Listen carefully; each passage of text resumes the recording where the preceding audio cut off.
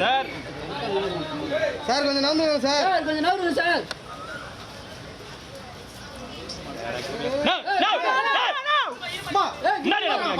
Sir பின்ன நீங்க போயிட்டு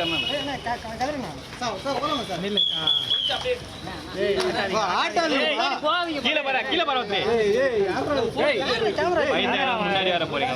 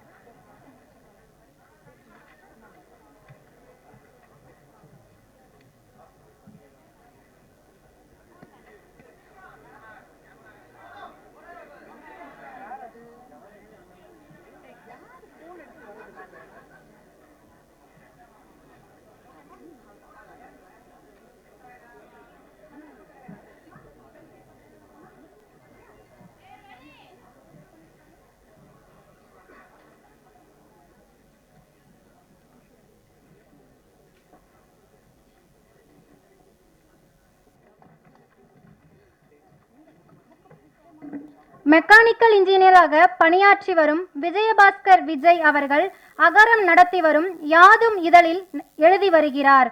இவர் எழுதிய இந்நூல் உலகின் 29 நாடுகளில் கல்வி முறைகள் எப்படி உள்ளது என்பதை காட்டும் நூலாக சிறப்பு பெறுகிறது.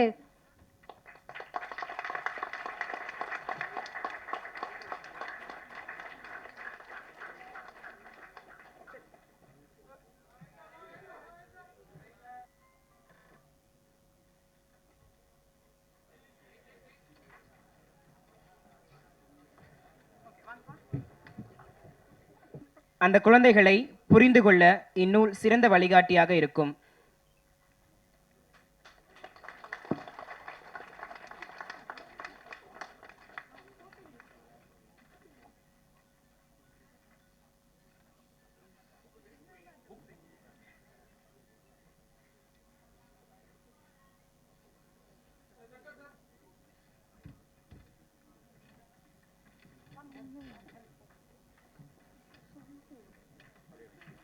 புத்தக வெளியீடு செய்த மற்றும் பெற்றுக்கொண்ட அத்தனை சிறப்பு விருந்தினர்களுக்கும் மனமார்ந்த நன்றியை தெரிவித்துக் கொள்கிறோம்.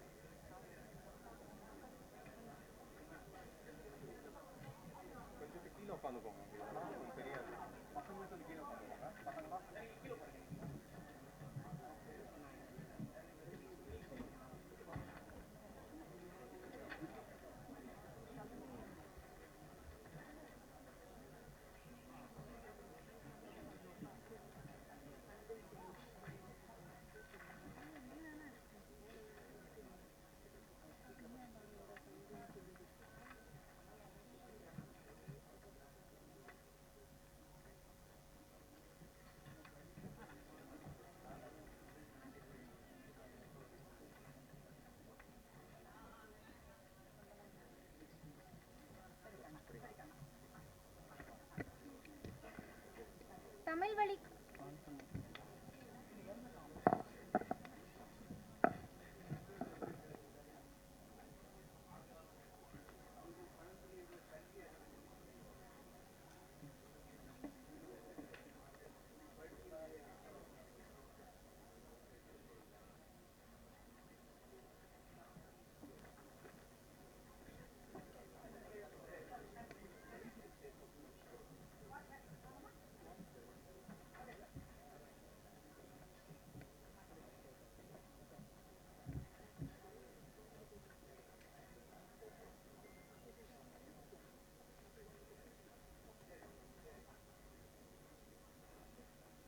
அறிய முடிகிறது. கிளையூர் ஊராட்சி ஒன்றிய தொடக்கப்பள்ளி தலைமை ஆசிரியர் திரு சங்கர் அவர்களை மேடைக்கு அழைக்கிறோம்.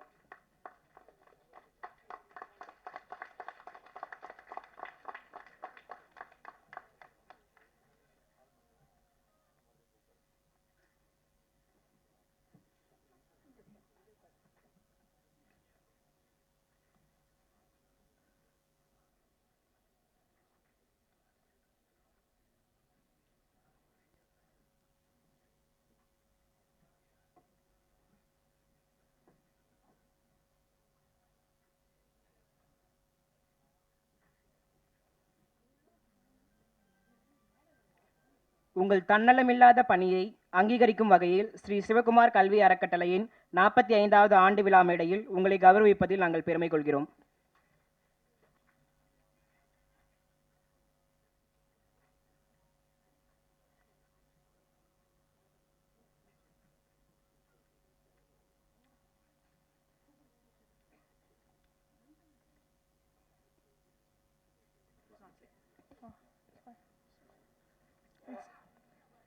Good evening, everyone.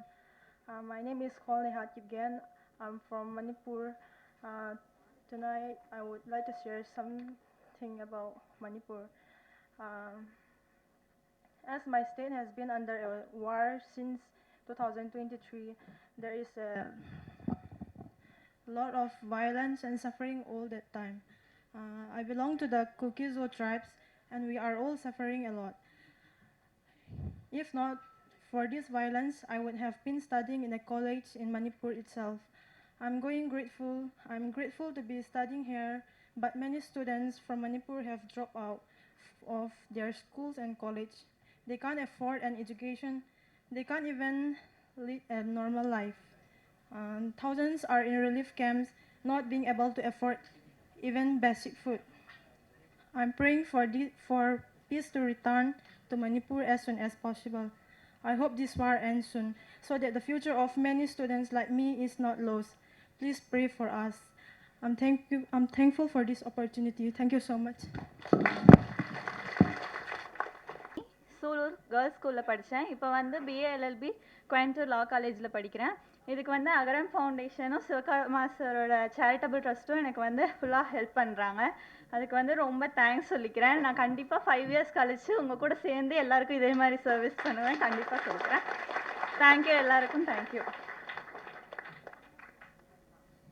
மாணவர் உதவி செய்யும் திரு சிவகுமார் ஐயா அவர்களுக்கு என்னுடைய மிக்க நன்றி.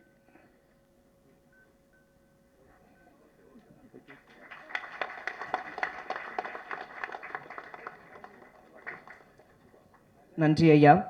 இந்த அரங்கையும் எங்கள் உள்ளங்களையும் உணர்ச்சிகளால் உறைய வைத்த மாணவர்களுக்கும் அவர்களின் பெற்றோர்களுக்கும் எங்களின் மனமார்ந்த நன்றிகளை தெரிவித்துக் கொள்கிறோம். விழாவின் தொடர்ச்சியாக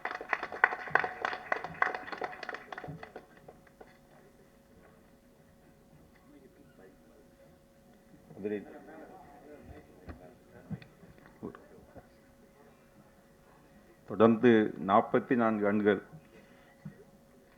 இந்த சமூக சேவையை செய்து கொண்டிருக்கின்ற அந்த திரையுலகில் மட்டுமே மார்க்கஜேயனாக இல்லாமல் அவருக்கு பின்னாடியும் அவர் குடும்பமே இந்த மாபெரும் பணியை செய்கிற இந்த இது மிக எனக்கு ஒரு பெரிய ஒரு அது என்ன சொல்கிறதுன்னு தெரியல, அந்த அளவுக்கு ஒரு பெரிய அதிசயமாக படுகிறது. நான் மேடையில் நிறைய இந்த மாதிரியான மேடையில் நான் பேசுனதே கிடையாது. நான் பின்னாடி இருந்து தான் வேடிக்கை பார்த்துட்டு தான் இருந்துட்டு வந்திருக்கேன். இன்னைக்கு பேசுகிறது எனக்கு ஒரு மாதிரியாக தான் இருக்குது. அந்த இதில் எனக்கு பேசுவதற்கும் எனக்கு ஒரு இவ்வளவு பெரிய அரங்கத்தில் என்ன ஒரு சின்ன ஒரு கிராமம் தான், நான் வேலை பார்க்குற ஒரு கிராமம், 2 பேர் வேலை பார்க்குற ஒரு பள்ளிக்கூடம், ஒரு 300 குடும்பங்கள் கொண்ட ஒரு 300 மக்கள் தொகை கொண்ட ஒரு சின்னஞ்சிறு கிராமத்தில் தான் நான் வேலை செய்கிறேன். 2013 அந்த பள்ளிக்கூடம் தொடங்கப்பட்டது. அந்த 2003 அந்த பள்ளிக்கூடம் ஆரம்பித்தாங்க. 20 ஆண்டுகள் பயணத்தில் அந்த பள்ளிக்கூடம் வந்து அந்த கிராமத்தில் ஒரு மிகப்பெரிய மாற்றங்கள். அங்கே ஒரு கல்விங்கிறது அந்த தம்பி சொன்னார், ஒரு ஆயுதம்னு சொன்னார், ஒரு சமூக மாற்றங்களை அந்த பள்ளிக்கூடம் வந்து செஞ்சிருக்கு. ஆனால் எப்படி அதை சொல்கிறதுங்கிறது தெரியல. கிட்டத்தட்ட அந்த பள்ளிக்கூடம் ஆரம்பிக்கிறப்ப அங்கே 1ஆவது வகுப்பு படித்த பெண்கள் யாருமே கிடையாது. இன்னைக்கு 30 வயது பள்ளி வயதை கடந்த குழந்தைகள் அத்தனை பேருமே எழுத படிக்க தெரிஞ்சவங்க, அந்த பள்ளிக்கூடத்தில் இது பண்ணவங்க.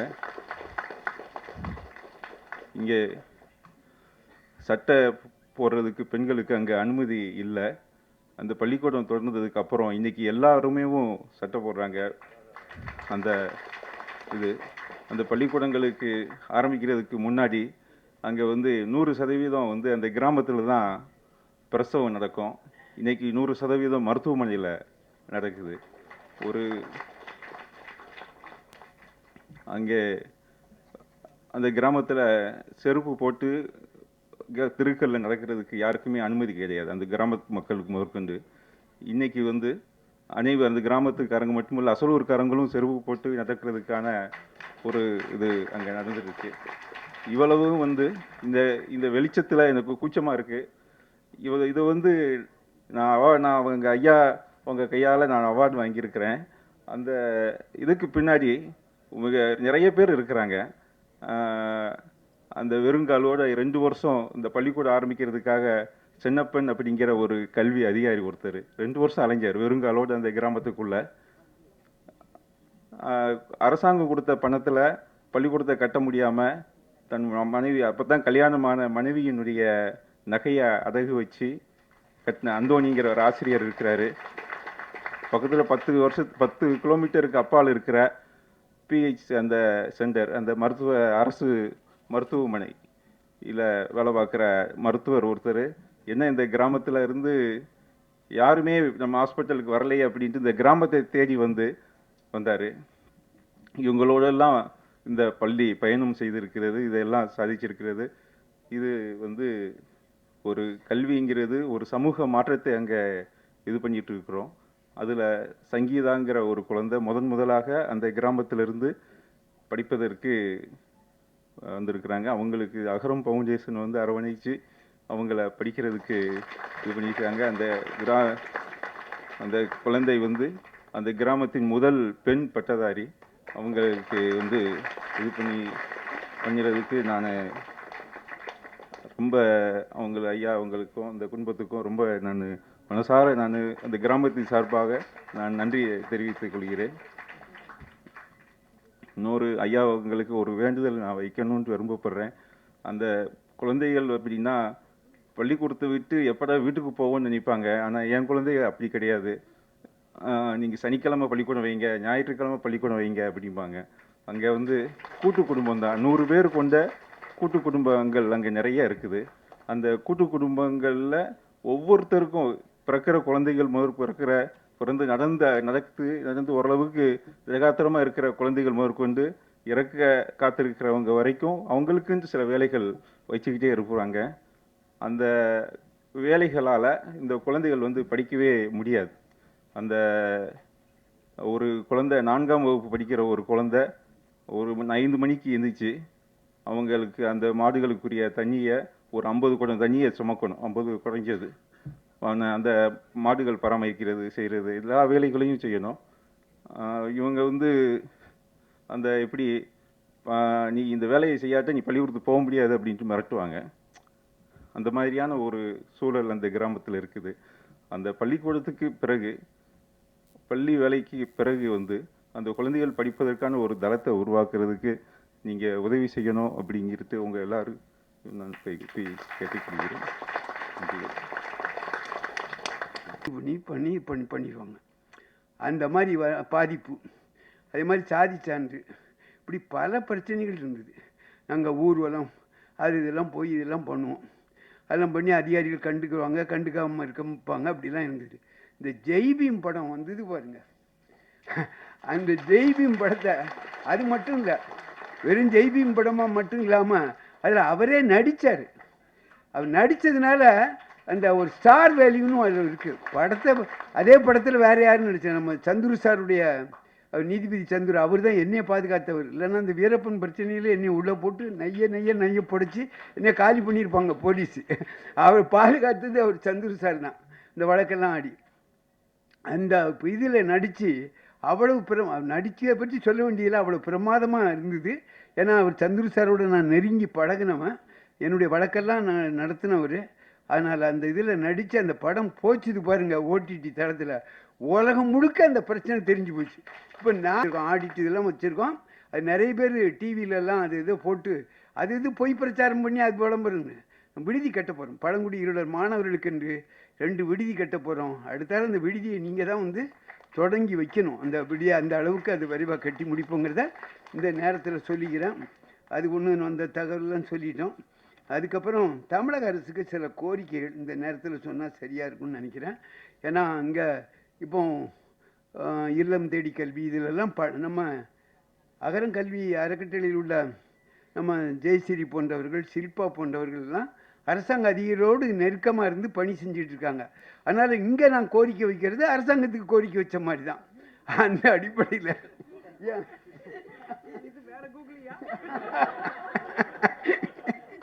அந்த அடிப்படையில் இந்த கோரிக்கையை சொல்ல கடமைப்பட்டிருக்கேன்.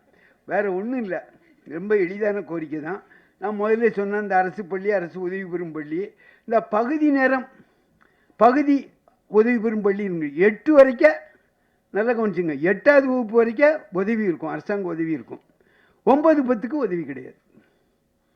அப்புறம் 5வது வரைக்கும் உதவி இருக்கும், 6, 7, 8க்கு உதவி கிடையாது. இது பகுதி அரசு உதவி பெறும் பள்ளிகள்னு பேர். புரியுதுங்களா? இந்த பள்ளி அரசாங்கம் மெட்ரிகுலேஷன் ஸ்கூலில் படிக்கிற கல்வி உரிமை சட்டத்தில் அதுக்கெல்லாம் ரூபா வச்சுருங்க. ஒரு ஆசிரியருக்கு அரசாங்கம் ஒரு ஆசிரியருக்குள்ள ஒரு மாணவருக்காக அரசாங்கம் 30,000 இருந்து எவ்வளோ செலவழிக்கிறாங்கன்னாக்கா 60,000 வரைக்கும் ஒரு மாணவருக்கு ஒரு வருஷத்துக்கு ஆசிரியர் சம்பளமாக கொடுக்குது.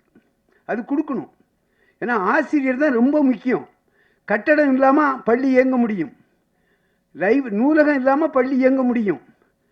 ஆனால் வாத்தியார் இல்லாமல் பள்ளிக்கூடம் இயங்க முடியாது. வாத்தியாருங்கிறது ரொம்ப முக்கியம். அப்போது 8வது வரைக்கும் படிக்கிற பையனுக்கு என்ன கிடைக்கும்?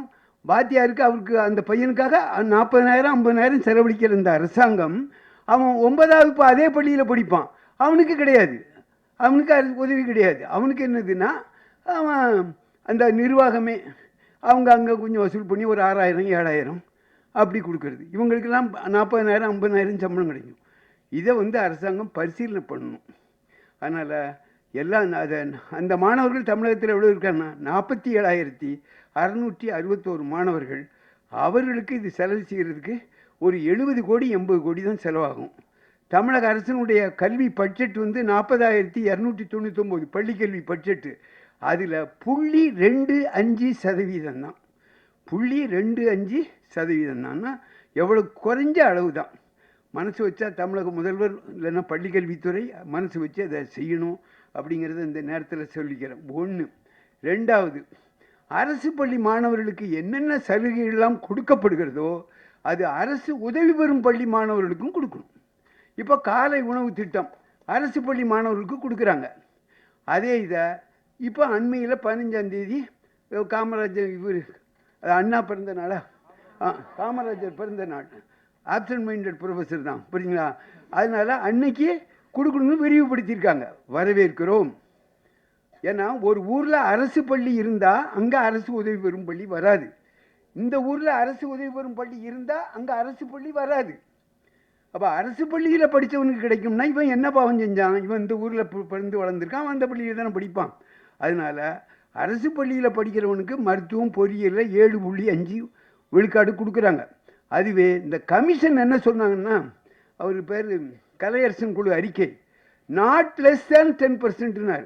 10 விழுக்காட்டுக்கும் குறையாமல் கூட்டி கொடுக்கலாம். ஆனால் 7.5 தான் கொடுத்தாங்க. அதை 10 விழுக்காட்டாக கொடுக்கணும். அதே மாதிரி அரசு உதவி பெறும் பள்ளி மாணவர்களுக்கும் அவருடைய எண்ணிக்கைக்கு தகுந்தபடி அவங்களுக்கு ஒரு 6 விழுக்காடு 7 விழுக்காடு அவங்களுக்கும் கொடுக்கணும் அப்படிங்கிற ஒரு கோரிக்கை இந்த நேரத்தில் சொல்கிறேன். அதுக்கப்புறம் கல்வியை தாய்மொழியில் படிக்கலாம். நானே திருவண்ணாமலைக்கு போயிட்டு இருந்தேன். அங்கே பெரிய பட்டிமன்றம் நடந்தது.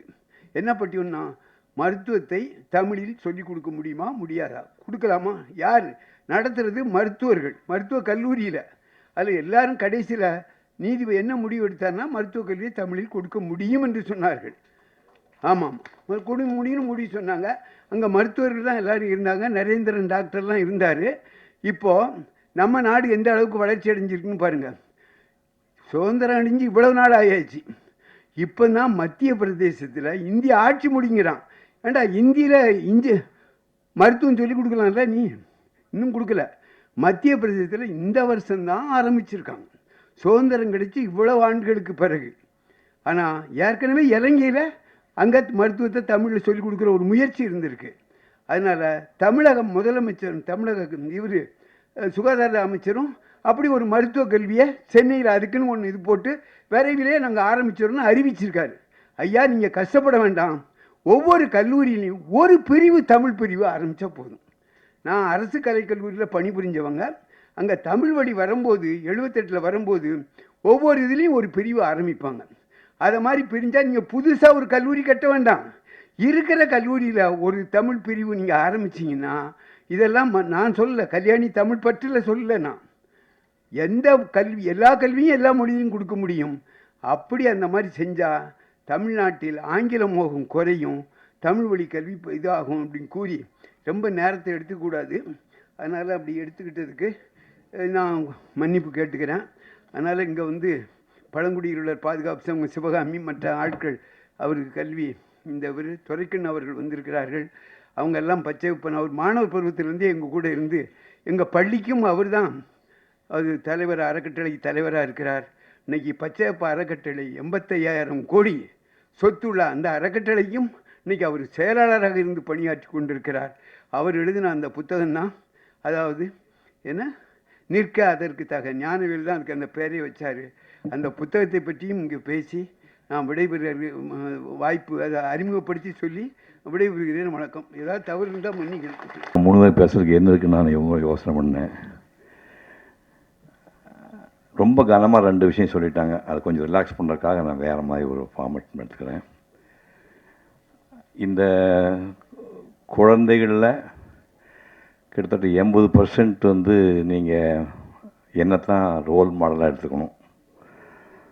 சூர்யா கார்த்திங்கிறவங்க சிவகுமார்ங்கிற நடிகனுடைய பிள்ளைங்க. ஆனால் நான்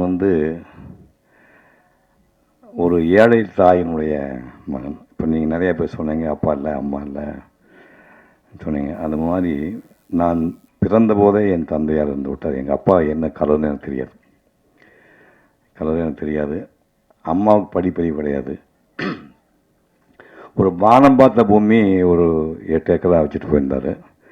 அது கூலிக்கு 4 ஆளை வச்சுட்டு அம்மாவும் கூலி வேலை செய்வாங்க. பருத்தி செடி எத்தனை பேர் பார்த்துருக்கீங்க? கிராமப்புறத்துக்கு கை கொடுத்து காட்டுங்க. பருத்தி செடி, அந்த பருத்தியில் எங்கள் காலத்தில் கருங்கண்ணி கம்போடியான்னு 2 குரூப் இருக்கும். கருங்கண்ணிங்கிறது செம்மண் நிலத்தில் விளையக்கூடியது, கம்போடியாங்கிறது கரிசல் மண்ணை விளையக்கூடிய ஹைடெக்கு பருத்தி. அது இந்த செம்மணத்தில் கருங்கண்ணி பருத்தி எடுத்து முடிஞ்ச உடனே அந்த காஞ்சி போனால் அதுக்கு வேலை மாறு, பருத்தி மாறுன்னு சொல்லுவாங்க. அதை மனுஷங்க தான் பூமியிலேருந்து பிடுங்கி எடுக்கணும். ஒரு 6-7 பேர் அதை கூலிக்கு பிடுங்கிட்டு இருக்கும்போது எங்கள் அம்மாவும் கூட போய் பிடுங்குவாங்க. அந்த சாயங்காலம் வரைக்கும் நீங்கள் பார்த்தீங்கன்னா ரஃப்பாக கணக்கு போடும்போது ஒரு 10,000 பருத்தி மாறு நீங்கள் சாயங்காலத்தில் எங்கள் அம்மா பிடுங்கி ஆகணும். பிடுங்கினா ஈஸியாக வராது.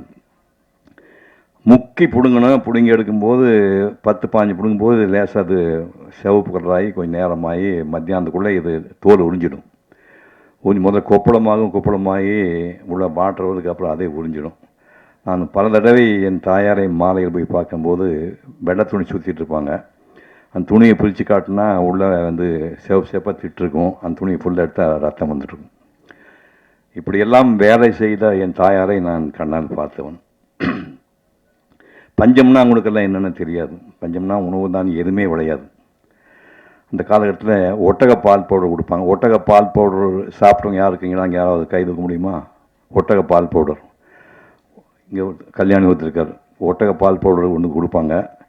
அதை வந்து ஹாட் வாட்டரில் போட்டு கொஞ்சம் சர்க்கரையும் போட்டு குடிக்கும்போது அந்த கவுச்சி வரும், அந்த ஒட்டகத்தோட நாற்றம் வரும். நான் குடிச்சிருக்கேன் ஒட்டக பால் பவுடர்.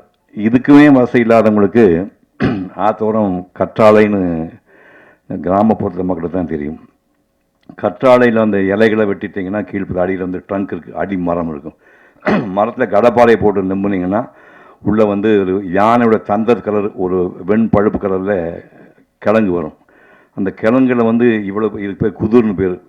மொடாங்கிற சிறுசாக இருக்குது, பெருசாக இருக்கு பேர் குதிர்னு பேர். குதிருக்குள்ளே ஒரு பாதி குதிருக்கு வந்து கட்டி அதை போட்டுட்டு கொட்டையை நீக்கி நார் வச்சு இவ்வளவு புளியை உள்ளே போடணும்.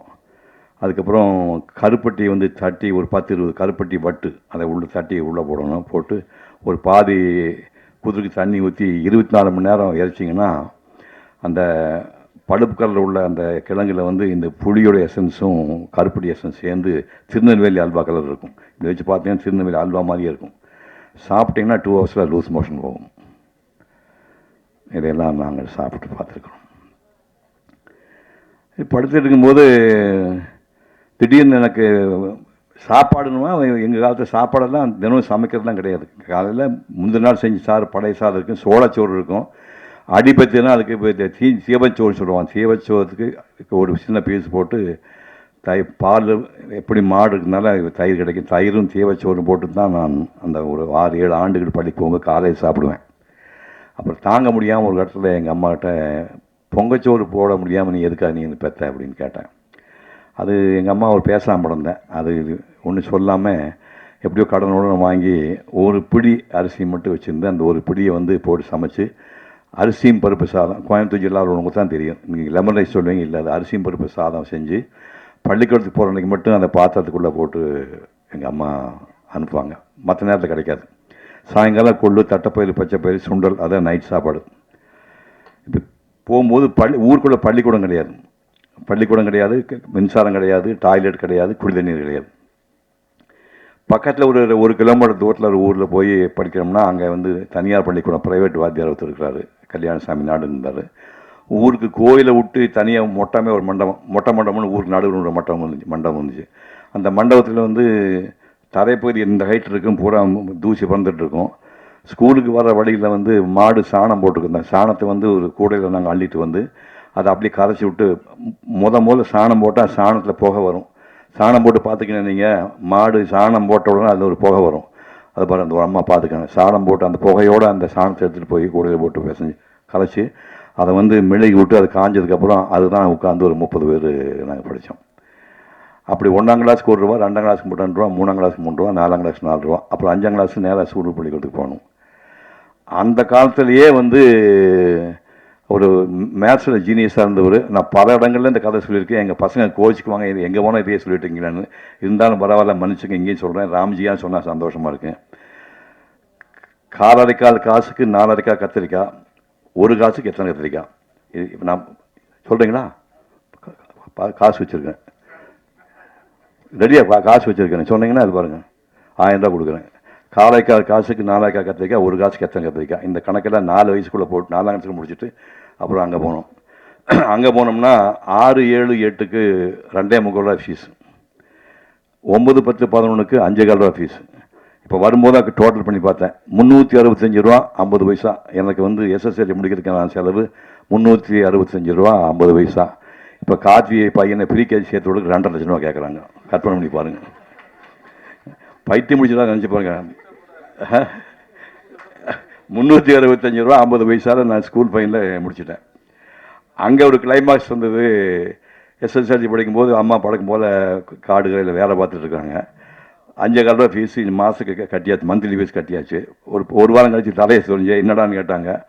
11 ரூபா 50 பைசா. இது என்ன இளவு அப்படின்னாங்க. இது வந்து பப்ளிக் எக்ஸாம் எழுதணுமாம்மா, பொது பரீட்சையாமா, அதுக்கு உயர எடுத்துருவோம் நீ அப்படி கொடுத்துட்டு அதுக்கு ஒரு ரூபா 50 பேரட்டி கட்டி கொடுத்தாங்க. பேங்க்கெல்லாம் கிடையாது, சட்டிக்குள்ளே வந்து ஒரு மஞ்சள் துணி சுற்றி வச்சுருப்பாங்க, அதை எடுத்து 50 கொடுத்தாங்க. அப்புறம் ஒரு வாரம் கழிச்சு போய் பின்னாடி கை கட்டி நின்னேன். இப்போ என்ன மாப்பிள்ளை வந்து நிற்கிற என்ன விஷயம் அப்படின்னாங்க.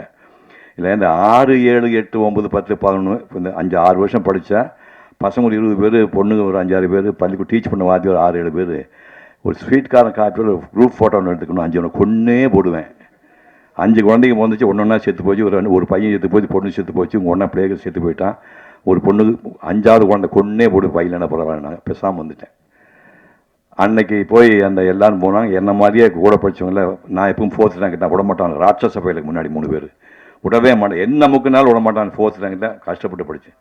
அந்த 1, 2, 3லேயும் 2 பேருக்கு வீட்டில் கையில் காசு கொடுக்கல.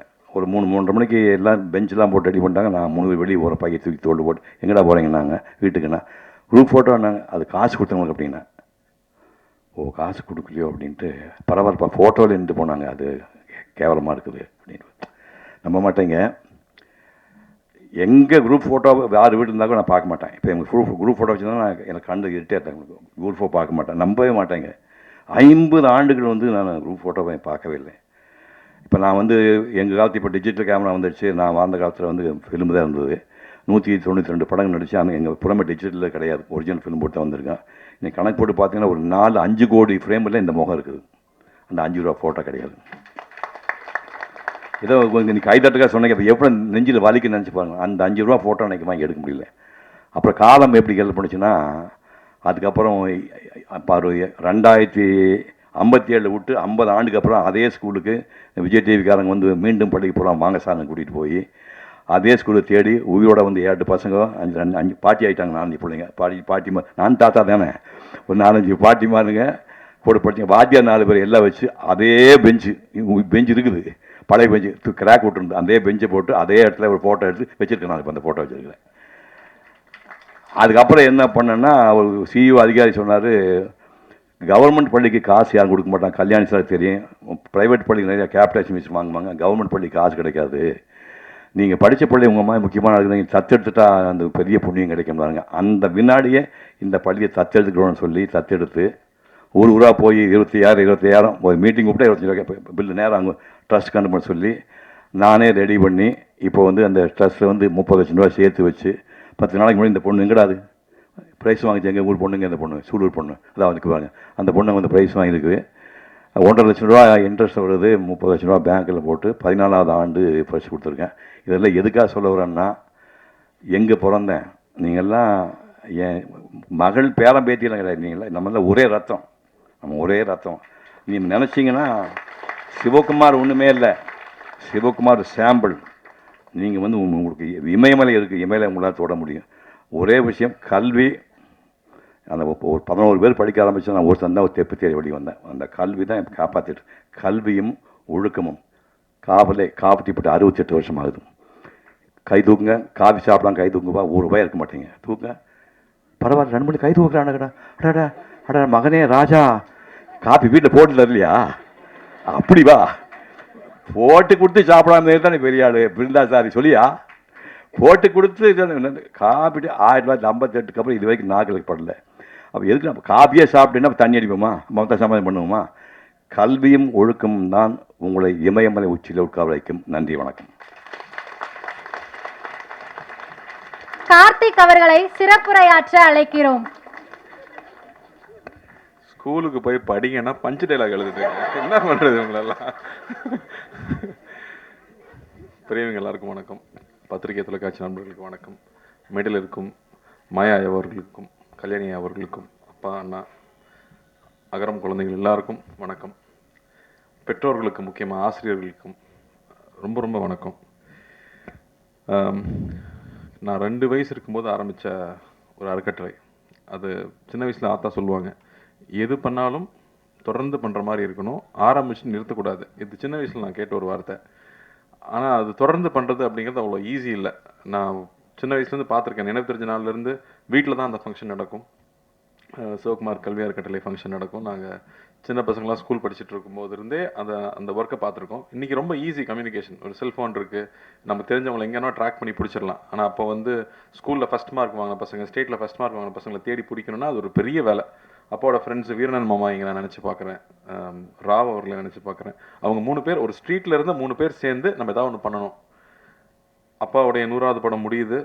அந்த 100வது படம் எடுத்து முடிக்கும் போது எல்லா தயாரிப்பாளர்களும் 100 தயாரிப்பாளர்களையும் கூப்பிட்டு ஒரு கேடயம் கொடுக்குறாங்க. எம்ஜிஆர் அவர்கள் தலைமையில் அப்பாவை அறிமுகப்படுத்தின இயக்குநர்கள் கலந்துக்கிறாங்க. கமல் சார் வந்து அப்போ வளர்ந்து வரும் ஹீரோ அவரும் கலந்துக்கிறாரு. அவர் அந்த ஃபங்க்ஷனில் பாராட்டி பேசுகிறாரு. அந்த ஃபங்க்ஷன் முடியும் போது ஒரு படத்துடைய சம்பளம் மொத்தமாக அப்படி நம்ம கொடுக்க மனசு வருமானு தெரியல, மொத்த சம்பளத்தை அப்படியே பேங்க்கில் போட்டு, ஏன்னா அப்படி பெருசாக காசுக்கு ஆசைப்படாத ஒரு ஆளாக இருந்திருக்காரு அப்பா. நான் தான் சொல்லுவோம், கிண்டல் பண்ணுவாங்க சொந்தக்காரங்களாம், வர்ற காசை கூட வேணான்னு சொல்லிடுவார் இவர் அப்படின்னு. பட் அவரை பற்றி அது கவலைப்பட்டுக்கல, அவர் அப்படி தான் வாழ்ந்திருக்காரு. அந்த காசை போட்டு அந்த காசில் வர வட்டி எடுத்து பரிசு வழங்க ஆரம்பிச்சிருக்காங்க. முதல் பரிசு 1000 ரூபாய், அப்புறம் 750 ரூபா, அப்புறம் 500 ரூபாய். இந்த 1000 ரூபாய் பெரிய காசா அப்படின்னு நான் யோசிச்சு பார்க்கலாம். சரி, தங்கம் அப்போ என்ன விலை இருந்திருக்கும் 1979ன்னு யோசிச்சு பார்த்தா அது 750 ரூபா இருந்திருக்கு.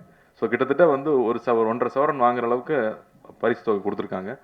தொடர்ந்து 25 வருஷம் அந்த ஃபங்க்ஷன் நடந்துகிட்டே இருந்துச்சு. ஒவ்வொரு வருஷமும் சின்ன சின்ன ஊர்கள்ல இருந்து எங்கே இருந்தாலும் தவறாமல் வந்து அப்பா கிட்ட பரிசு வாங்கிட்டு போவாங்க. நாங்கள் வெளியூரில் எங்கே ஷூட்டிங் போனாலும் அப்பாவோட படங்களை பற்றி பேசுகிறாங்களோ இல்லையோ, ஆமாம் அவங்க அப்பா வந்து படிப்புக்கு வந்து ஹெல்ப் பண்ணுவார்ல அப்படின்னு சொல்லுவாங்க.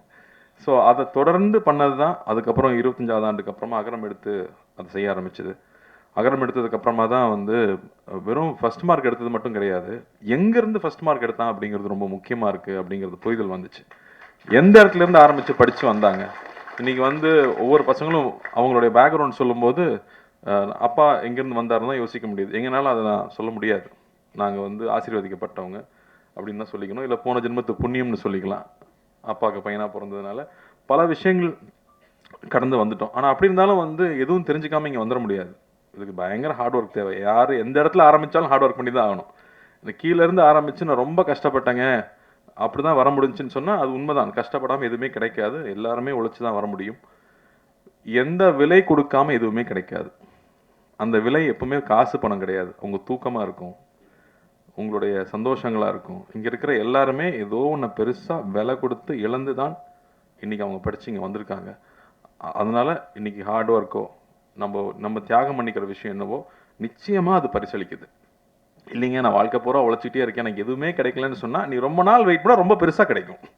நீ கொஞ்ச நாள் வெயிட் பண்ணால் சின்னதாக கிடைக்கும், ரொம்ப நாள் வெயிட் பண்ணால் ரொம்ப பெருசாக கிடைக்கும். அதனால எக்காரணத்தை கொண்டும் தளர்ச்சி ஆகிடவே வேண்டாம். தொடர்ந்து பயணிக்கணும்னு நான் உங்களை கேட்டுக்கிறேன். தைரியமாக இருங்க.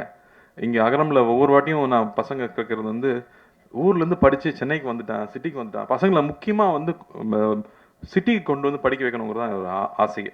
அங்கே பக்கத்தில் இருக்கிற காலேஜில் படிக்க வச்சிடலாமே அப்படின்னா அங்கேருந்து அங்கே எக்ஸ்போஷர் சின்னதாக தான் இருக்கும். நேற்று யூடியூப்பில் பார்க்கும்போது ஒருத்தர் சொன்னார், சார் நீங்கள் இந்தியாவிலேருந்து சம்பாதிச்சா 1 லட்சம் சம்பாதிக்கிறீங்கன்னா அப்படியே அமெரிக்கா போனால் 5 லட்சம் சம்பாதிக்கலாங்கிறாங்க. அப்போ சின்ன கிராமத்தில் படித்த பையனுக்கு என்ன தெரிஞ்சிக்க முடியும்? அங்கே இருக்கிற ஒரு கல்லூரியில் படித்தா அந்த அளவுக்கு தான் அறிமுகம் இருக்கும். ஆனால் இங்கே இருக்கிற பசங்க சென்னைக்கு வந்து படிக்கணும், பெரிய சிட்டியில் படிக்கணும் அப்படின்னு அகரம் முடிவெடுத்தது ஏன் அப்புறம் தான் எனக்கு புரிஞ்சுது. ஆனால் ஒரு சிக்கல் இருக்குது. இங்கே வந்த உடனே கூட படிக்கிற பசங்கள்லாம் பயங்கரமாக ட்ரெஸ் பண்ணியிருப்பானுங்க, இல்லை இங்கிலீஷ் பட்டையை கிளப்புவானுங்க. அது நல்ல இங்கிலீஷாக இருக்கான்னு தெரியாத அளவுக்கு நமக்கு இங்கிலீஷ் தெரியாது. அவனும் சுமார் இங்கிலீஷ் தான் பேசுவான். ஆனால் நம்மளாம் வந்து ஓவரா அவனை பார்த்து பயப்படுவோம். ஸ்கூலில் இருக்க வரைக்கும் நம்ம கூட தெரிஞ்ச பசங்க கூட இருந்திருப்போம். ஆனால் காலேஜ் போனோடனே பார்த்தா எல்லா ரகமான பசங்களும் வருவாங்க. அப்போ பயங்கர இன்ஃபீரியாரிட்டி காம்ப்ளெக்ஸ் வரும். சிட்டியில் படிச்சுட்டு போன எனக்கே இன்ஃபீரியாரிட்டி காம்ப்ளெக்ஸ் வந்துச்சுன்னா அப்புறம் கிராமத்துலேருந்து படிச்சு வர பசங்க இன்ஃபீரியாரிட்டி காம்ப்ளெக்ஸ் இருக்காமல் போயிடுமா? தயவு செஞ்சு அதெல்லாம் வச்சுக்காதீங்க. 1 வருஷம் 2 வருஷம் கஷ்டமாக இருக்கும். அதுக்கப்புறம் அவங்களோட பெட்டராக நீங்கள் ட்ரெஸ் பண்ணுவீங்க. ஏன்னா நான் பார்த்துருக்கேன், என் கூட படித்த பசங்க திருநெல்வேலிருந்து வருவானுங்க, அப்படியே நம்ம ட்ரெஸ்ஸிங் எல்லாம் பார்த்துட்டே இருப்பானுங்க. 3rd இயர் வரும்போது பார்த்தா நம்மளோட பெட்டராக ட்ரெஸ் பண்ணுவானுங்க. டே எங்கடா இதெல்லாம் வாங்குறீங்க அப்படின்னு கேட்டால் அவன் அவ்வளோ ஷார்ப்பாக இருப்பான். ஸோ எது வேணும்னு நீங்கள் ஃபிக்ஸ் பண்ணிட்டீங்கன்னா போதும். நான் இந்த அளவுக்கு ஸ்டைலாக பேசணும், நான் இந்த அளவுக்கு இந்த சப்ஜெக்டில் ஷார்ப்பாக இருக்கணும், இதில் தான் நான் அச்சீவ் பண்ண போகிறேன்னு ஒரு டார்கெட் ஃபிக்ஸ் பண்ணுங்கள். டார்கெட் ஃபிக்ஸ் பண்ணாமல் இருந்தால் எதுவுமே கிடைக்காது. என்ன வேணும் அப்படின்னு கேட்டால் இங்கே கிடைக்குது. இந்த பிரபஞ்சம் அதுதான் சொல்லுது. ஸோ என்ன வேணும் அப்படிங்கிறத மட்டும் கிளியராக முடிவு பண்ணிட்டீங்கன்னா அப்புறம் உங்களுக்கு வந்து ஸ்டாப் பண்ணுற எதுவுமே கிடையாது. நீங்கள் பாட்டுக்கு போயிட்டே இருக்கலாம். ஏன்னா நான் 25 வயசு, எங்கள் அப்பா எனக்கு சொன்னது அதுதான், 25 வயசுக்குள்ளே வாழ்க்கையில் என்ன பண்ண போகிறேன்னு முடிவு பண்ணிவிடு அப்படின்னாரு. நானும் 18 வயசுலேருந்து யோசிக்கிறேன் என்ன பண்ணுறதுன்னே புரியல. எல்லாரும் வந்து நம்ம பையன் ஒருத்தன் வந்தானே, இங்கே யார் பிரசிடன்ட் நீ தானே, பேசிக்லி லைக் நான் அப்போவே தெரிஞ்சது இன்ஜினியர்னு. அதை ஃபர்ஸ்ட் எதை கற்றுக்கிறோமோ இல்லையா ப்ராஜெக்ட் டைப் பண்ணும்போது பேசிக்கலி லைக் வந்துடும். ஸோ என்ன நானும் கொண்டு போய் இன்ஜினியரிங் தான் படிக்க வச்சாங்க. எப்படி என்ன கனவுல எங்கள் அண்ணன் வந்து ஃபேக்ட்ரி ஆரம்பிப்பார், அதில் போய் நாம் அப்படியே சின்ன முதலாளியாக சேர்ந்துடலான்ற ஒரு நினப்பில் அது நடக்கலை. அதுக்கப்புறம் என்ன பண்ணுறதுன்னு தெரியல. அப்புறம் தான் சரி இதான் நீ வாழ்க்கையில் முன்னுக்கு வரணும்னா படித்தாகணும், நம்மளா ஒரு பாதையை தேர்ந்தெடுத்துக்கணும்னு போனேன். அப்போது நான் இன்ஜினியரிங் படித்து முடிச்சதுக்கப்புறமா ஒன்று தெளிவாக புரிஞ்சுது, எனக்கு வந்து இன்ஜினியரிங்லாம் பிடிக்கல, எனக்கு சினிமா பிடிச்சிருக்கு. அது சொல்கிறக்கு ரொம்ப வெக்கமாக இருந்துச்சு, ஆனால் அதை சொல்லி தான் ஆகணும். எங்கள் அண்ணனுக்குலாம் அவ்வளோ இன்ட்ரெஸ்ட் கிடையாது, பட் எனக்கு பிடிச்சிருந்துச்சு. ஸோ நான் தைரியமாக அப்பா கிட்ட சொல்லிட்டு, இல்லைப்பா நான் திரும்பி வரேன், நான் சினிமாவில் ட்ரை பண்ண போகிறேன், கற்றுக்கணும்னு தான் நினச்சேன். எதுவுமே எனக்கு தெரியாது, கற்றுக்கணும்னு ஆசைப்பட்டு வந்தேன். ஆனால் இதுதான் அப்படின்னு நான் முடிவு பண்ணதுக்கப்புறமா எனக்கு எல்லாமே நடந்துச்சு. அது வரைக்கும் நான் ஆவரேஜ் ஸ்டூடெண்ட்டாக இருக்கிறது ரொம்ப கொடுமை. ஞானவேல் சார்கிட்ட நான் பேசியிருக்கேன். நல்லா படிக்கிற பையனை பாராட்டுவாங்க, நல்லா படிக்காத பையனை திட்டுவாங்க, ஆவரேஜ் மார்க் வாங்குறவன கண்டுக்கவே மாட்டாங்க. ரொம்ப கொடுமை அது. ஸோ இனிமே எது பண்ணாலும் பெஸ்ட்டாக பண்ணணும்னு முடிவு பண்ணது, எது பிடிக்குது நான் அதை நோக்கி போகணும்னு முடிவு பண்ணதுக்கப்புறம் எல்லாமே மாறிச்சு. அதனால் என்ன வேணுங்கிறத சீக்கிரமாக டிசைட் பண்ணுங்கள். கொஞ்சம் கஷ்டமான வேலை தான், ஆனால் அதை சீக்கிரமாக டிசைட் பண்ணிட்டீங்கன்னா அது நிச்சயமாக நமக்கு கிடைக்கும். தொடர்ந்து படிங்க. கல்வி பெரிய ஆயுதமாக இருக்குது. இங்கே வந்து ஒவ்வொருத்தரும் அவங்களோட எக்ஸ்பீரியன்ஸ் ஷேர் பண்ணும்போது, நாங்கள் அகரமுக்கு வரும்போது ஒவ்வொரு வாட்டியும் அது புதுசாக இருக்கும். ஏன்னா இப்போ யூடியூப்குள்ளே போனீங்கன்னா என்ன வாட்ச் புதுசாக வந்திருக்கு, எந்த கார் புதுசாக வந்திருக்கு, அவன் என்ன ட்ரெஸ் வாங்கினா, இதை பற்றியே தான் நியூஸ் வந்துட்டு இருக்கு. ஏன்னா நம்ம அதை தான் தேடி தேடி பார்க்குறோம். ஆனால் நீங்கள் இந்த மாதிரியான செய்திகளை இப்போ கல்யாணி சொன்னாங்க இல்லையா, இதெல்லாம் ஷார்ட்டாக வந்து அட்லீஸ்ட் 100 மில்லியன் வியூஸ் போகணும். அப்போ தான் மக்களுக்கு இதை பற்றி தெரியும். நமக்கு வந்து பகுதி நேர உதவி கிடைக்கிற பள்ளிகளை பற்றி நமக்கு தெரியுமா, தெரிஞ்சுக்கணும்னு நினச்சிருக்கோமா? இந்த மாதிரி விஷயங்கள் தான் இங்கே ஷார்ட்ஸாக கட் பண்ணி தயவு செஞ்சு பாப்புலர் பண்ணணும்னு நான் கேட்டுக்கிறேன். ஏன்னா அதெல்லாம் மக்களுக்கு தெரிஞ்சுக்கணும். இல்லாட்டி நமக்கு என்னென்ன விஷயங்கள் இருக்குது சமுதாயத்தில் நடக்குதுங்கிறது நமக்கு தெரியாமல் போயிடுது. ஸோ அது ரொம்ப அவசியம்னு பார்க்குறேன். இங்கே ஒவ்வொரு தடவை வரும்போதும் ஒவ்வொருத்தரும் பகிர்ந்துக்கிற விஷயங்கள் நமக்கு மறுபடியும் புது புது விஷயங்களை கற்றுக் கொடுத்துட்டே இருக்குது. இதெல்லாம் நம்ம சமுதாயத்தில் இருக்கான்னு தெரிஞ்சுக்கிட்டே இருக்குது. மணிப்பூர்லேருந்து ஒரு பாப்பா வந்து இங்கே பேசிச்சு, அது இங்கிலீஷில் பேசிச்சு. அது என்ன பேசுன்னு எல்லாருக்கும் தெரிஞ்சிருக்குமான்னு தெரியலையான்னு தெரில. அதுக்காக நான் ஒரு வாட்டி சொல்லணும்னு நினைக்கிறேன்.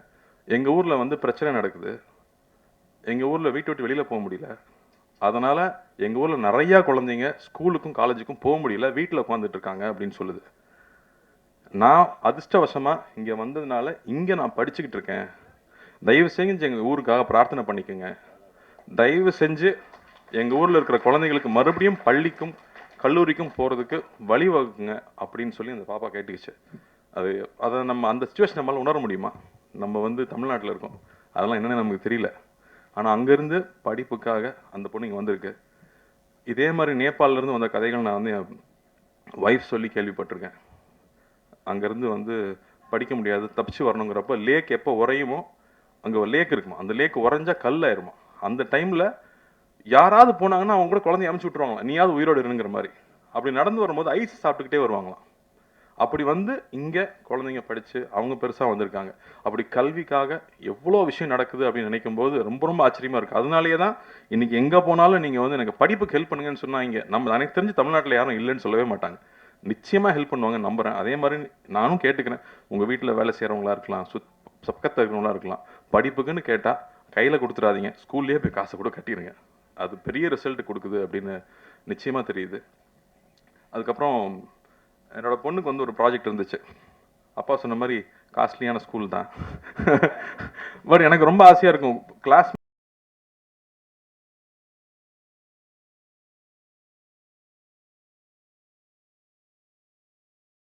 வந்து எல்லா தரப்பு குழந்தைகளோடையும் குழந்தைகள் பழகணும்னு ஆசையாக இருக்கும். அப்படி அவங்களுக்கு ஒரு ப்ராஜெக்ட் இருந்துச்சு.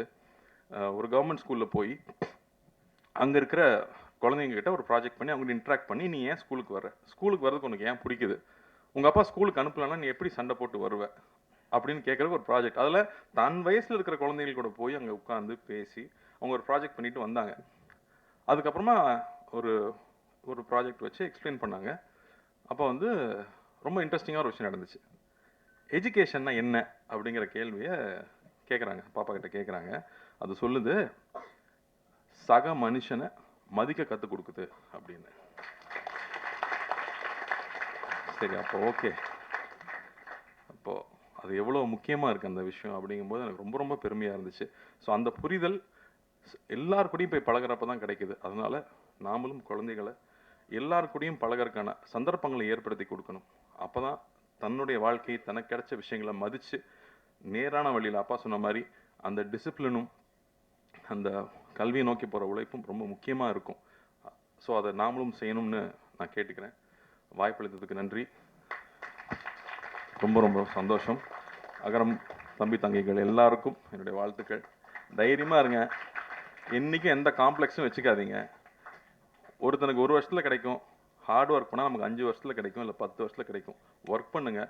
எவ்வளோ லேட் ஆகுதோ அந்தளவுக்கு போனஸ் பெருசாக கிடைக்கும். அவ்வளோதான். இருந்தும் அரங்கம் எங்கேயுமே வந்து குறையாம எல்லாமே நிறைஞ்சு அத்தனை பேரும் இங்கே இதுக்காக உங்களோட நேரத்தை கொடுத்ததுக்கு வந்து எல்லா மரியாதை கலந்த நன்றியை நான் தெரிவிச்சுக்கிறேன். ஃபர்ஸ்ட்டு 45 வருஷம் ஆயிடுச்சு. கிட்டத்தட்ட 45 இயர்ஸ். 79 ஆரம்பிச்சு 80 அப்பாவோட விருதுகள் கொடுக்கறது ஆரம்பிச்சு பண்ணிட்டு இருக்காங்க. அகரம் கிட்டத்தட்ட 20 இயர்ஸ் தொடப்போகுது. விதை மட்டுமே வந்து ஒரு 15 வருஷம் ஆயிடுச்சு. ஏன்னா அகரமில் வந்து ரொம்ப ஹைலைட்டாக எங்களுக்கு ரொம்ப ரொம்ப முக்கியமான ஒரு ப்ரோக்ராமை பார்க்குறது வந்து விதை ப்ரோக்ராமு. ரொம்ப சாதாரணமாக 2006 உட்காந்து பேசிகிட்டு இருந்தோம், நானும் ஞானவேல் அவர்களும். அப்போ வந்து ஸ்டூடெண்ட் ரிப்போர்ட்டராக ஆரம்பித்து அதுக்கப்புறமா முக்கியமான பத்திரிகையில் முக்கியமான பொறுப்பில் இருக்கிறாரு. அப்போ கேட்ட கேள்விகள் தான். அப்பா இப்போ குட்டியை ஒரு கதை சொல்லிட்டு இருந்தாங்க. அவங்களோட பிறந்து அவங்களோட பள்ளி பருவம் எப்படி இருந்துச்சு, ஸ்கூலுக்கு போகிறதுக்கு முன்னாடி என்னென்ன மாதிரியான சூழல் இருந்துச்சு அப்படின்னு சொல்லிட்டு இருந்தாங்க. எனக்கும் சொல்லியிருக்காங்க, எனக்கும் அது ஞாபகம் இருக்குது. பட் 2006 பேசிகிட்டு இருக்கும்போது வந்து அதே மாதிரியான ஒரு சூழல் தான் வந்து ஞானவேல் அவர்கள் வந்து முதல் தலைமுறை மாணவர்கள் இருக்காங்க தெரியுமா அப்படின்னு கேட்ட கேள்வி தான் வந்து அகரம் பிறக்கிறதுக்கு காரணமாக இருந்துச்சு. அப்படிலாம் இல்லையே அப்பா அப்போ சொன்னாங்க. அப்பா வந்து ஒரு 50s 40s சொன்ன கதை அது அப்படின்னாங்க. இல்லை 2006 வந்து இப்போவும் நம்மளுக்கு முதல் தலைமுறை மாணவர்கள் இருக்காங்க அப்படின்னு 2006 சொன்னாங்க. 20 வருஷம் தாண்டிட்டோம். இப்போவும் ஒரு மாதத்துக்கு 3000 ரூபாய் கூட சம்பாதிக்க முடியாத சூழலில் ஒரு குடும்பம் இருக்காங்க. அதில் அப்பா அம்மா தம்பி தங்கச்சின்னு வந்து ஒரு 5 பேர் 4 பேர் இருக்கிற குடும்பத்தில் கூட ஒரு நாளைக்கு 100 ரூபா கூட சம்பாரித்து முழுசாக எடுத்துகிட்டு வர முடியாத குடும்ப சூழ்நிலையிலிருந்து வர மாணவர்கள் அவங்களோட அந்த போர் குணம் இருக்கிறியா, அது வந்து நான் வந்து அதுக்கு தலை வணங்குறேன். அப்படி தான் பார்க்குறேன். இங்கே வந்திருக்கிற தம்பிகளையும் தங்கைகளையும் வந்து அந்த போர் குணத்தோடு தான் நான் அவங்கள பார்க்குறேன். நாங்கள் இருக்கிற இடம் வந்து ரொம்பவே வசதியான ஒரு இடத்துல இருந்துட்டு நாங்கள் பண்ணுற சாதனைகள். இந்த மேடை எனக்கு வந்து கிட்டத்தட்ட இப்போ ஒரு 49 வயசாச்சு. நிறைய பேர் பத்திரிகையில் நண்பர்கள் எல்லாருமே வாழ்த்து சொன்னீங்க. அதுக்கு நான் இந்த சமயத்தில் நன்றி சொல்லிக்கிறேன். பட் இவ்வளோ வருஷம் கழித்து இந்த மேடை கிடச்சிருக்கு. பட் இந்த மேடை இந்த சாதனையெல்லாம் வந்து இந்த 17-18 வயசில் நீங்கள் பண்ணியிருக்கிற, அதுவும் எந்த வசதியும் இல்லாமல் நீங்கள் எதிர்நீச்சல் போட்டு வந்திருக்கீங்க இல்லையா, அந்த சாதனை வந்து நாங்கள்லாம் இப்போ இருக்கிறத விட ரொம்ப ரொம்ப உயர்வானது, ரொம்ப மிகப்பெரியது. அதனால் நீங்கள் இன்னொரு 20 வருஷம் 30 வருஷம் கழித்து உங்களை பார்க்கும்போது வந்து நீங்கள் தொடப்போகிற உயரம் வந்து மிக மிக உயரமான ஒரு இடத்த தான் வந்து போய் அடைய போகிறீங்க. அந்த நம்பிக்கையோடு மட்டும் நீங்கள் நிச்சயமாக நீங்கள் பயணிக்கணும் அப்படின்னு நான் விருப்பப்படுறேன். விதை திட்டம் வந்து நான் சொன்ன மாதிரி இப்போது கிட்டத்தட்ட 5200 மாணவர்களுக்கு மேலே வந்து அவங்களோட தொட முடிஞ்சிருக்கு, அவங்களோட வாழ்க்கையை மாற்ற முடிஞ்சிருக்கு. இந்த வருஷம் மாணவர்கள் எண்ணிக்கையும் சேர்த்தா கிட்டத்தட்ட அந்த மாதிரி மாணவர்கள் வந்து 6000 பேரோட வாழ்க்கையை வந்து அகரம் மூலமாக மாற்ற முடிஞ்சிருக்கு.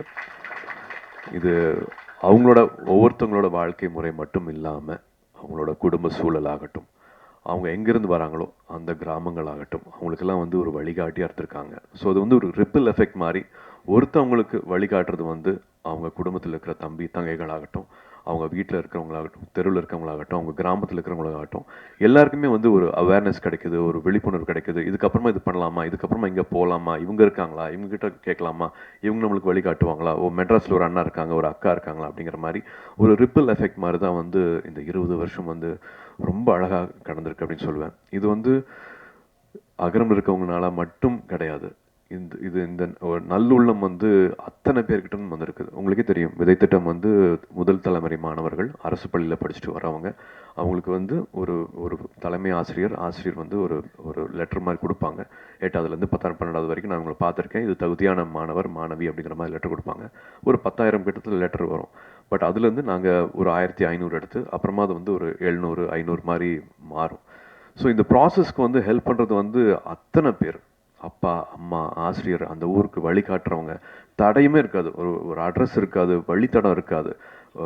காலையிலேருந்து உங்களுக்காக வெயிட் பண்ணி பஸ்லேருந்து இறங்கின உடனே 2 வீலரில் வந்து எங்களை கூட்டிகிட்டு போகிற அந்த ஊரில் இருக்கிற மக்களாகட்டும், அங்கே லோக்கலில் இருக்கிற பத்திரிகை நண்பர்களாகட்டும், வழியே தெரியாமல் நான் கூட்டிகிட்டு போகிறேன் வாங்க அப்படின்ட்டு வந்து சைக்கிளில் கூட்டிகிட்டு போகிறவங்களாகட்டும், இல்லை ஒரு லாரி டிரைவர் ஆகட்டும், அத்தனை பேர் வந்து இந்த மாணவ செல்வங்களுக்கு வந்து எப்படியாவது படிப்பு கிடைச்சிடணும், எப்படியாவது இந்த கல்வி கிடைச்சிடணும் அப்படின்ட்டு அத்தனை பேர் வந்து உதவி செஞ்சுருக்காங்க. அத்தனை பேர்த்தோட அந்த ஒரு நேரத்துக்கும் அவங்களோட ஊக்கத்துக்கும் அவங்களோட சப்போர்ட்டுக்கும் அவங்களோட அந்த அந்த ஒரு கல்வி எல்லாத்தையும் மாற்றிடும் அப்படின்ட்டு அவங்கள கொடுத்த நேரத்துக்கு எல்லாமே நான் இப்போது நன்றி சொல்லணும் அப்படின்னு பார்க்குறேன். ஏன்னா 20 வருஷம் ஆயிடுச்சு. அதில் இன்னும் ரொம்ப முக்கியமானது வந்து 350 காலேஜஸ்க்கு மேலே எங்களுக்கு வந்து ஹெல்ப் பண்ணியிருக்காங்க, யூனிவர்சிட்டிஸ் வந்து ஹெல்ப் பண்ணியிருக்காங்க. அதில் வந்து தொடர்ச்சியாக வந்து 350 எல்லார் பேரையும் என்னால் இப்போ சொல்ல முடியல. பட் எல்லாத்தையும் ஒவ்வொருத்தரையும் வந்து நன்றியோடு பார்க்குறோம். அகரத்தில் இருக்கிற அத்தனை பேரும் அவங்க எல்லாத்தையும் வந்து நன்றியோடு பார்க்குறோம். பட் தொடர்ச்சியாக கிட்டத்தட்ட ஒரு 40 காலேஜஸ்க்கு மேலே வந்து ஹெல்ப் பண்ணியிருக்காங்க. அவங்களோட பேர் மட்டும் சொல்லணும், படிக்கணும்னு ஆசைப்பட்றேன். அதுக்கு மட்டும் எனக்கு 1 நிமிஷம் கொடுக்கணும்.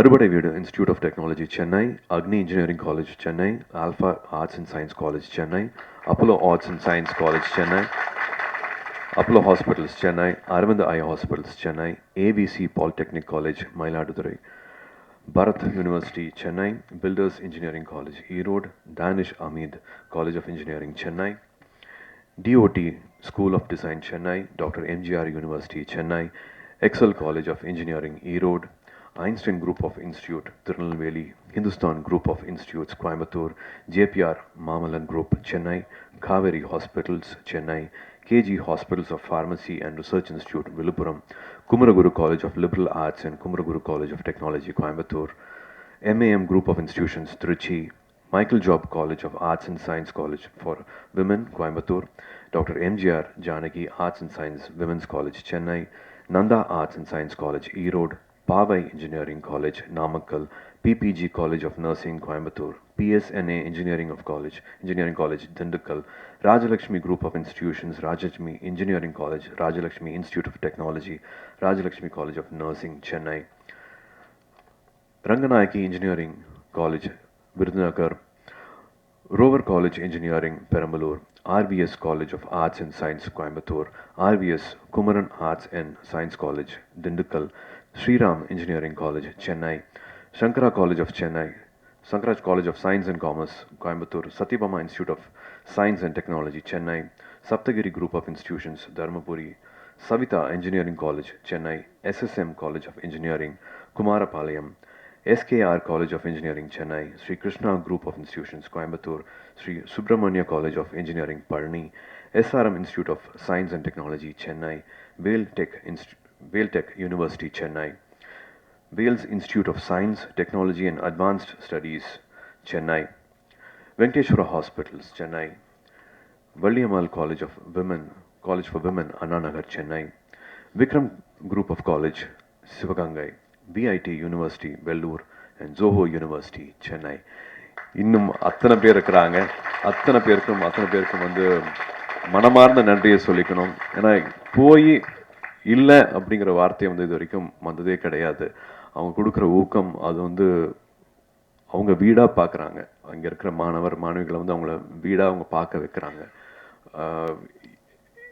அதான் ஒன்றா நினைக்கிறதுன்னு ஒன்று இருக்கு இல்லையா? இத்தனை வருஷம் ஆனாலும் வந்து எதுக்கோ பண்ணுறோம் ஏனோ பண்ணுறோம் அப்படிங்கிற மாதிரி இல்லாமல், நம்மளும் கேட்குறதுக்கு கூச்சமாக இருக்கிற மாதிரி இல்லாமல், இங்கே இருக்கிற மாணவிகள் வந்து ஒரு டிபார்ட்மெண்ட்லேயும் அந்தந்த ஹெச்ஓடி கிட்ட இருந்து பேர் வாங்கியிருக்காங்க. அவுட்ஸ்டாண்டிங் ஸ்டூடெண்ட்ஸா, பெஸ்ட் ஸ்டூடெண்ட்ஸா, பொட்டன்ஷியல் ஸ்டூடெண்ட்ஸா, இவங்க மறுபடியும் வருஷம் அந்த பேர் வாங்குறதுனால நாங்களும் கூச்சமே இல்லாமல் எந்த கதை வேணாலும் எங்கே வேணாலும் போய் வந்து எங்களால் தட்ட முடியுது.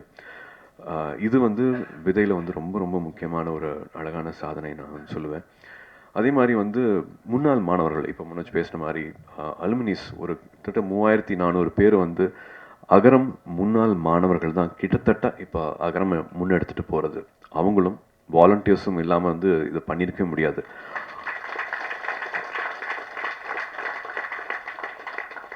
அத்தனை புது விஷயங்களும் இது வந்து இது வேண்டாம் இது பண்ணலாம் அப்படின்ட்டு அகரம் புதுப்பிக்கிறது வந்து அகரம் முன்னாள் மாணவர்கள், அலுமினைஸும் வந்து தன்னாளவர்களும்.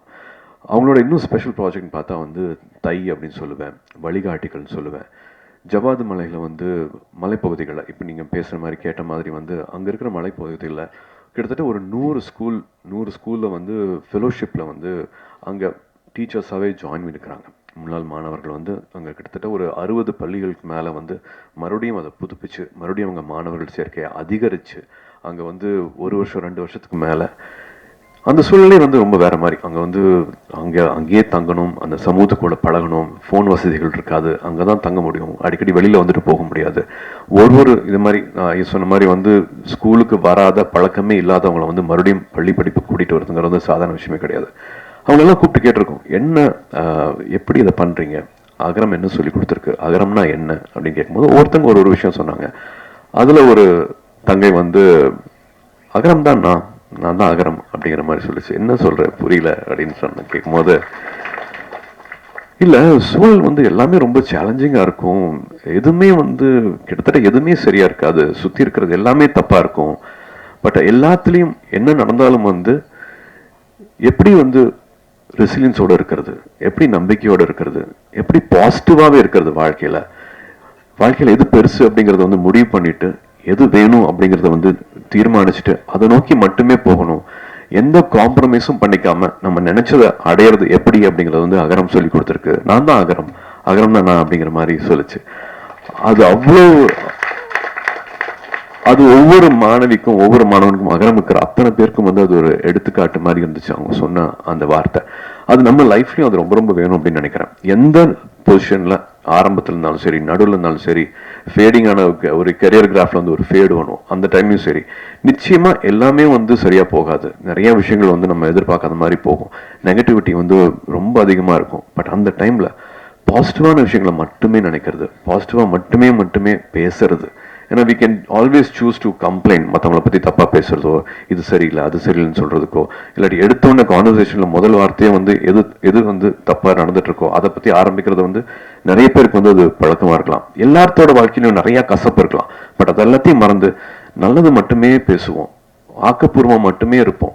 நம்மளோட ஃப்ரெண்ட்ஸும் சரி, நம்மளோட வளர்ச்சிக்கு மட்டுமே நம்ம வந்து மற்றவங்களுக்கு உதவியாக இருப்போம், நம்மளுக்கு வழிகாட்டியாக இருப்போம் அப்படின்னு அகரம்ல ஒவ்வொரு மாணவியும் இந்த வயசுல நினைக்கிறாங்க அப்படின்னா அவங்க ரொம்ப அழகான சூழல்ல வந்து வளர்ந்துட்டு இருக்காங்க அப்படின்னு நான் நினைக்கிறேன். எனக்கு அப்படி நினைக்கும் போது வந்து அகரம்ல நானும் ஒரு பார்ட்டா இருக்கேன் அப்படின்னு நினைக்கும் போது வந்து எனக்கு ரொம்ப ரொம்ப சந்தோஷமா இருக்கு. Everybody needs it in life. ஒரு வாட்டியும் வந்து கசப்பான அனுபவங்கள் வரும்போது வந்து அதை தகர்த்துட்டு பாசிட்டிவா நினைக்கிறது வந்து ரொம்ப ரொம்ப முக்கியம். கார்த்தியும் சொன்ன மாதிரி வந்து எது ஆகணும் அப்படின்னு நம்ம ஏங்கி தவிக்கிறோமோ அதுவாகவே ஆகும், அது நிச்சயமா ஆகும். It's a crime to think small, it's a crime to dream small அப்படின்னு நினைக்கிற மாதிரி மைண்ட் வந்து ஒரு ஸ்டியரிங். நம்ம எண்ண ஓட்டங்கள் என்னவா இருக்குதோ அதை நோக்கி நிச்சயமா எல்லாமே அதை நோக்கி போகும், அதை நிச்சயமா அடையும். நான் ஏற்கனவே திரும்பி சொல்லியிருக்கேன், ஸ்கூல்லையும் சரி காலேஜ்லையும் சரி நான் எதுவுமே நான் சாதிச்சது கிடையாது, எதுவுமே நான் பண்ணது கிடையாது. ஒரு 3 வருஷம் கவர்மெண்ட் இண்டஸ்ட்ரிக்கு போனேன், அதுவும் வந்து ஒரு சின்ன சலிப்பு தட்டுச்சு. ஒரு சின்ன குடும்ப சூழ்நிலை, திரும்பி ஒரு யூட்டர்ன் எடுத்தேன். நான் படித்த படிப்புக்கும் என்னோட வேலை அனுபவத்துக்கும் சம்மந்தமே இல்லாமல் நான் 5 நாளுக்கு முன்னாடி நினைக்கல கேமரா முன்னாடி நான் நிற்பேன் அப்படின்ட்டு. ஒரு சடனாக ஒரு லைஃப்பில் ஒரு யூட்டர்ன் அடிக்க ஆரம்பித்தேன். நேருக்கு நேர் ரிலீஸ் ஆனதுக்கு அப்புறமா தான் வந்து அது இவ்வளோ அன்பு கொடுக்குறாங்களே, ஏன்னா இதுக்கெல்லாம் தகுதியா, இதுக்கு நான் என்ன பண்ண போகிறேன், என்ன கைமாறு பண்ண போகிறேன் அப்படிங்கிறதுக்கு அப்புறமா தான் வந்து நான் வாழ்க்கையில் வந்து இன்னும் கொஞ்சம் ஒழுங்காக உழைக்கணும், இந்த அன்புக்கு இந்த நான் தகுதி ஆக்கிக்கணும் அப்படின்னு ஆரம்பித்தேன். அப்படி ஆரம்பிச்சனால இந்த நிலைமைக்கு வர முடியுதுன்னா, நீங்கள் உங்களோட சிந்தனைகள் வந்து சரியாக வச்சுருந்தீங்கன்னா யார் வேணாலும் என்ன வேணாலும் ஆகலாம். என்னோட ஒன்றுமே இல்லாத நான் வந்து இந்த இடத்துலையும் இந்த மாதிரி ஒரு அன்பு கிடைக்கிற நிலைமைக்கு வந்து என்னால் வர முடிஞ்சிருக்கு அப்படின்னா, இது 17 வயசுல வந்து இவ்வளவு சிரமங்களுக்கு தாண்டிட்டு நீங்க அடைஞ்சிருக்கிற இந்த இடம், நீங்க செஞ்சிருக்கிற இந்த சாதனை, இந்த மார்க்ஸ், இது எல்லாமே பண்ணக்கூடிய அந்த வீரியம், அந்த தைரியம், அந்த பவர் இருக்குன்னா நீங்க தொடக்கூடிய எல்லைகள் வந்து நீங்க தான் அந்த எல்லையை வந்து நீங்க தான் முடிவு பண்ணணும். எங்க வேணாலும் போகலாம், எது வேணாலும் பண்ணலாம், எதுவுமே தடை கிடையாது. இப்ப இருக்கிற சூழல், இப்ப இருக்கிற சின்ன சின்ன பிரச்சனைகள்லாம் வந்து 6 மாசம் கழிச்சு நீ அது ஒரு பிரச்சனையே இருக்காது, ஒரு 3 வருஷம் கழிச்சு நீங்க அப்படி ஒரு சிந்தனையே இருக்காது உங்க வாழ்க்கையில. ஸோ டிரைவ் செஞ்சு வந்து இப்போ இருக்கிற பிரச்சனைகளை வந்து ரொம்ப சின்னதாக்கிடுங்க. நாகேஷ் எல்லாம் சொல்கிற மாதிரி வந்து இங்கே வச்சு பார்த்தா தான் அது பெரிய பிரச்சனையாக இருக்கும். அந்த இப்படி தள்ளி பிடிச்சினா வந்து ஒரு சின்ன தூசி மாதிரி ஆயிரும் அந்த பிரச்சனை. ஸோ அது விலகி இருந்து பாருங்கள். இப்போ இருக்கிற பிரச்சனையை ஒரு பிரச்சனையாகவே நினைக்காதீங்க. Only think positive, only positive thoughts. வாழ்க்கை இன்னும் ரொம்ப அழகானது. வாழ்க்கையை நிறைய நம்பிக்கை வைங்க. நினைக்கிற விஷயங்களை நிச்சயமாக நம்ம சாதிக்க முடியும்.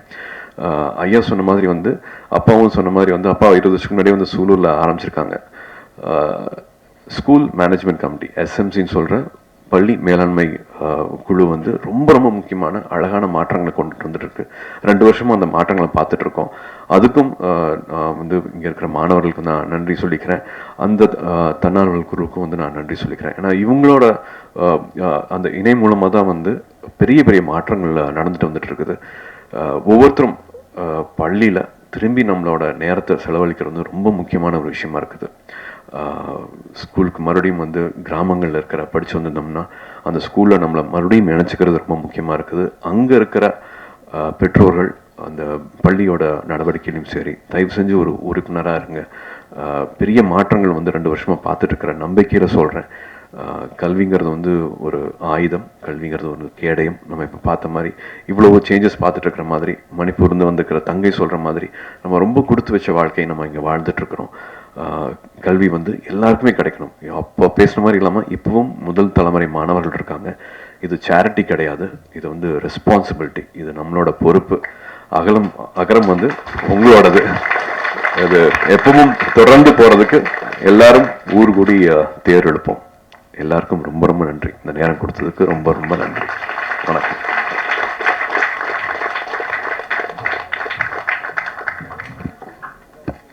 நன்றி அண்ணா.